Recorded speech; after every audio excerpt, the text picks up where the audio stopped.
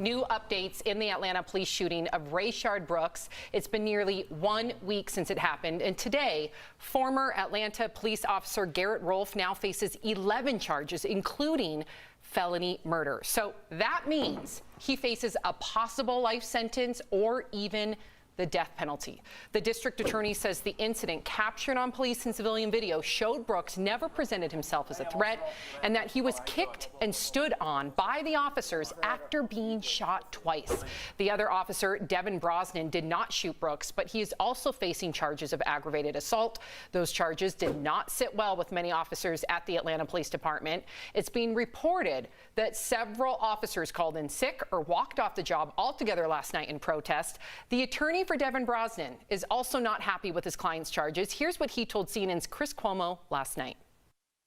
He put his foot on the arm to make sure he didn't have access to a weapon. He still had, within reach, the taser that he had taken from Devin.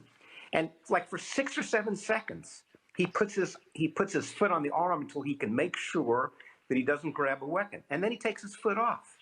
And the DA says that that's an aggravated assault. All right, lots to discuss here. Al, what do you make of the charges and what do you make of that interview on Cuomo? Well, I mean, that's his lawyer. So he's doing what he's got to do, and he's doing what we've learned. And there's actually a show on Netflix right now called Trial by Media where you realize that public sentiment really does influence your client's outcome. So I understand what he's doing, and he's getting ahead of this story. And this story is going to be polarizing because there are people that will side with the police almost always unless it's an egregious thing like George Floyd. But if there's any ambiguity, they're going to go with the police, where other people are like, we're literally in the streets protesting about the death of black men at the hands of cops, and this happens while we're doing it. So, a lot of people are exasperated, but also feeling refueled in that they're performing a righteous cause. So people are going to look at this and see what they want to see. I think that's a really important point, Jeff. The fact that people are, listen, I'm already reading the comments right now. We have people writing in saying, this man resisted arrest.